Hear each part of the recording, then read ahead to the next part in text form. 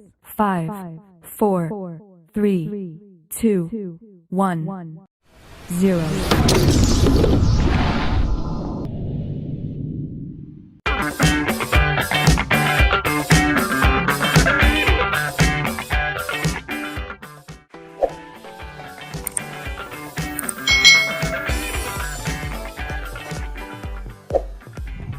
Halo adik-adik semuanya, selamat datang di channel YouTube Kak Citra. Hari ini kita akan belajar bersama untuk mata pelajaran tematik kelas 3. Kita berada di tema 1, pertumbuhan dan perkembangan makhluk hidup, subtema 4, pertumbuhan dan perkembangan tumbuhan, pembelajaran yang kedua. Kita langsung belajar bersama-sama yuk. Perkembangbiakan tumbuhan dengan biji. Sebagian besar tumbuhan berkembang biak dengan biji. Tumbuhan dewasa akan berbunga dan menghasilkan buah. Di dalam buah terdapat biji. Biji berkembang biak menjadi tanaman baru. Tanaman baru tumbuh menjadi dewasa dan berbuah. Perputaran tahapan perkembangan tersebut membentuk sebuah siklus atau daur hidup. Perhatikan gambar bagian-bagian biji di bawah ini. Nah, ini adalah bagian-bagian biji atau bakal buah ya. Jadi kalian harus tahu bahwa tumbuhan ada yang berkembang biak dengan biji, ada juga yang berkembang biak dengan tunas dan lain sebagainya. Nah, untuk perkembangbiakan dengan biji ini otomatis yang kita tanam adalah bijinya adik-adik. Nah, biji itu terdiri dari bermacam-macam bagian. Yang pertama adalah embrio atau calon tumbuhan baru. Ini yang ada di dalam biji. Lalu ada kotiledon ya. Kotiledon ini adalah sumber makanan untuk calon tumbuhan baru, juga ada di dalam biji tersebut. Lalu diselimuti oleh selimut biji yang gunanya untuk melindungi biji yang ada di dalam. Nah, ini adalah bagian-bagian biji. Amati gambar berikut. Gambar menunjukkan daur hidup tanaman semangka. Lengkapi bagan daur berikut dengan gambar yang sesuai. Nah, di sini adalah gambar daur tanaman semangka, daur hidup tanaman semangka. Nah, kita mau urutkan terlebih dahulu adik-adik. Dari A, B, C, D, E, kira-kira mana duluan nih dari daur hidup tanaman semangka ini? Ya, yang pertama adalah biji. Biji itu kita tanam. Lalu setelah itu dari gambar D, maka biji itu akan menjadi kecambah. Berarti urutan yang kedua adalah gambar yang B. Lalu kecambah itu atau dari biji semangka yang tumbuh kecil ada daunnya itu akan terus bertumbuh. Berarti yang E ya. Lalu tanaman atau tumbuhan semangka ini akan terus berkembang dan mengeluarkan bunga dulu ya. Sebelum buah itu biasanya tanaman ini akan berbunga dulu. Maka gambarnya adalah yang C. Nah, setelah berbunga maka tumbuhan itu akan berbuah, yaitu gambar yang A. Ini adalah daur hidup tanaman semangka. Ya, kita ingat lagi awalnya dari biji tumbuh menjadi kecambah, kecambah terus tumbuh lalu berbunga dan berbuah. Nah, sekarang tahapan pertumbuhan pada tanaman semangka ini yang pertama adalah biji.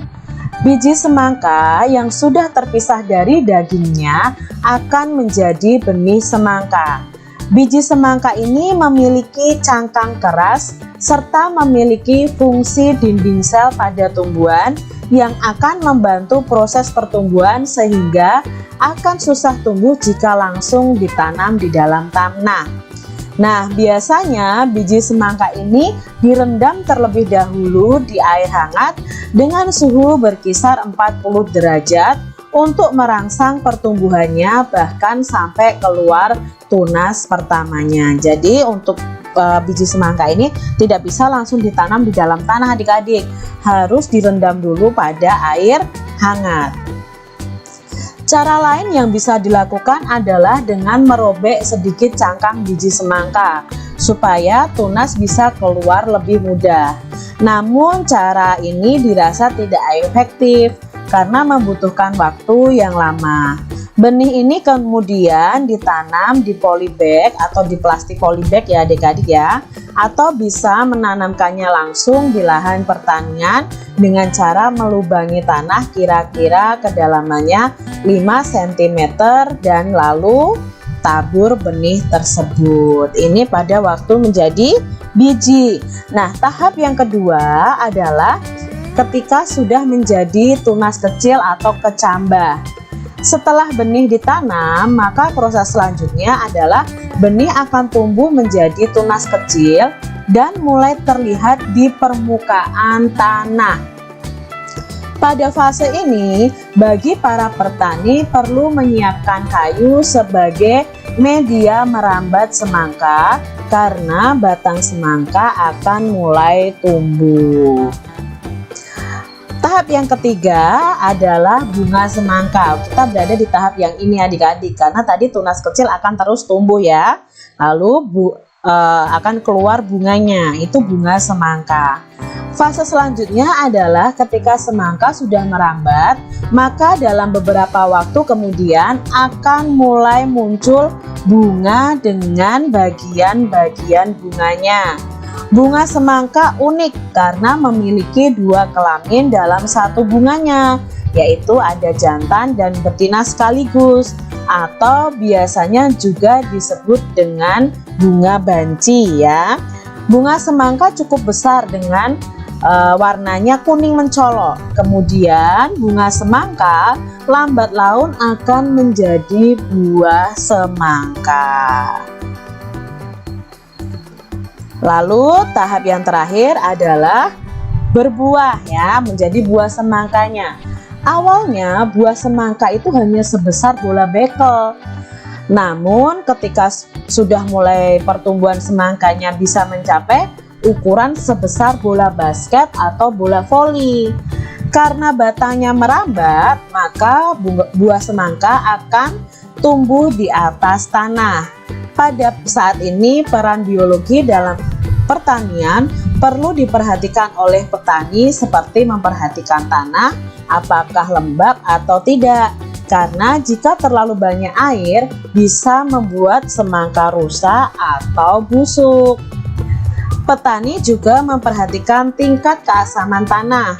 Untuk bisa menetralkan pH, bisa menggunakan teknik pengapuran. Pengapuran ini caranya dengan menaburkan kapur adik-adik yang mengandung kalsium dan magnesium.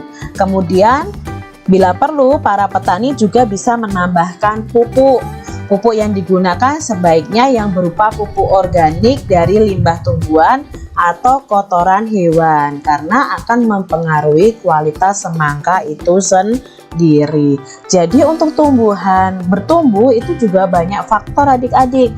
Kita harus rajin menyirami, rajin memberi pupuk, memperhatikan keadaan tanahnya. Nah itu juga harus dijaga. Itu tadi adalah daur hidup tanaman semangka. Perkembangbiakan tumbuhan dengan tunas. Tadi kalau semangka adalah tumbuhan yang berkembang biak dengan biji.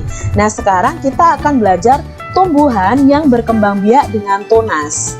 Selain dengan biji, tumbuhan berkembang biak dengan tunas. Tunas adalah anakan yang tumbuh di dekat tumbuhan induknya. Ada juga tunas yang tumbuh di daun induknya. Contohnya adalah tanaman cocor bebek. Salah satu contoh tumbuhan yang bertunas adalah pisang dan cocor bebek. Nah, di sini Kak Citra punya beberapa contoh tanaman yang berkembang biak dengan tunas, yaitu pisang, tebu, bambu, dan cocor bebek. Nah, pisang, tebu, bambu biasanya tunasnya akan tumbuh di sekitar tanaman induknya. Ya, biasanya kalau kalian melihat tumbuhan atau pohon pisang, biasanya di sekitar tumbuhan yang besar itu ada pohon pisang yang kecil-kecil. Nah, itulah yang disebut dengan tunas. Tunas pisang tumbuh dari batang yang ada di dalam tanah. Tunas pisang tumbuh menjadi tumbuhan baru di sekitar induknya. Tumbuhan cocor bebek berkembang biak dengan tunas daun. Tunas cocor bebek itu tumbuh di tepi daun. Gambar tersebut adalah gambar pohon bambu, cocor bebek, dan pohon pisang. Pohon bambu juga berkembang biak dengan tunas. Anakan pohon bambu akan tumbuh di dekat tumbuhan induknya. Batang pohon bambu banyak manfaatnya. Salah satu manfaatnya digunakan untuk bermain. Jadi inilah contoh tanaman yang berkembang biak dengan tunas. Batang pohon bambu banyak manfaatnya. Salah satu manfaatnya bisa digunakan untuk bermain. Nah, ini nanti adalah permainan yang menggunakan bambu. Nah, apa permainannya? Yuk kita cari tahu adik-adik. Permainan ini disebut permainan lompat bambu. Nah, di sini diperlukan bambu untuk bermain ini adik-adik. Bambu yang kita butuhkan itu ada 4 yang panjangnya sama ya. Nah, kita cari tahu bagaimana cara memainkannya. Ini dimainkan oleh 5 orang. Seorang pemain akan bertugas melompat dan 4 pemain lainnya bertugas memegang batang bambu. Jadi pemainnya ada 5.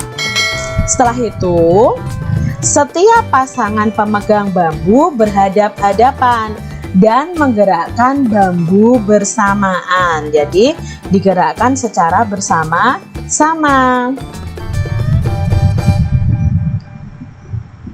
Gerakan bambu dengan cara dibuka dan ditutup secara bergantian dengan hentakan masing-masing 2 kali hentakan. Jadi bambunya itu 2 kali dibuka, 2 kali ditutup, tapi dihentakkan adik-adik. Jadi yang tugasnya melompat akan melompat. Pemain yang tidak memegang bambu melompat-lompat pada bambu yang terbuka, bukan bambu yang tertutup adik-adik. Nah, jangan sampai kalian kejepit bambunya. Nah, kalau kejepit bambunya berarti kalian kalah. Ya, ini permainan kelompok. Jadi kalian harus melompat pada bambu yang terbuka. Itu tadi adalah permainan lompat bambu. Pentingnya bekerja sama. Bermain lompat bambu memerlukan kerjasama yang baik antara sesama pemegang bambu maupun pemainnya. Jika tidak ada kerjasama, akan membahayakan pemain dan pemegang bambu. Tangan pemegang bambu bisa terjepit jika tidak bekerja sama dengan baik. Kaki yang melompat dari pemain akan tersangkut dan terjepit bambu jika tidak ada kerjasama yang baik. Selain kerjasama, konsentrasi pemain juga sangat penting saat bermain lompat bambu ini adik-adik.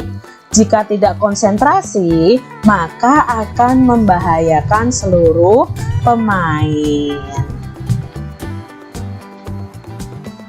Yuk kita jawab pertanyaan berikut ini berdasarkan bacaan tadi.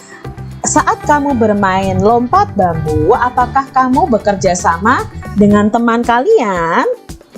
Ya, pastinya harus bekerja sama. Lalu pertanyaan yang kedua, bagaimana cara kamu bekerja sama?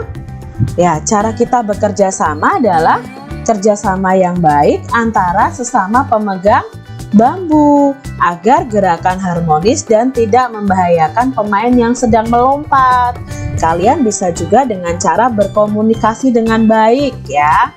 Pertanyaan yang ketiga, apakah cara yang membuat kamu berhasil bermain lompat bambu? Apakah caranya? Ya, harus banyak berlatih, harus kompak, harus konsentrasi. Lalu pertanyaan yang keempat, apa yang membuatmu tidak berhasil dalam bermain lompat bambu? Ya, yang tidak membuat kita berhasil ini tidak berhasil, itu kalau kita tidak berlatih, tidak kompak, dan tidak konsentrasi. Demikian adik-adik untuk pembahasan materi pembelajaran di tema 1, subtema 4 pembelajaran yang kedua. Semoga video pembelajaran ini bermanfaat untuk adik-adik semuanya. Sampai jumpa kembali di video pembelajaran selanjutnya. Tuhan memberkati. Jangan lupa tekan tombol subscribe, lalu tekan loncengnya, tekan juga tombol like, lalu share ke media sosial kalian. Jangan lupa untuk ikuti media sosial Kak Citra. Terima kasih.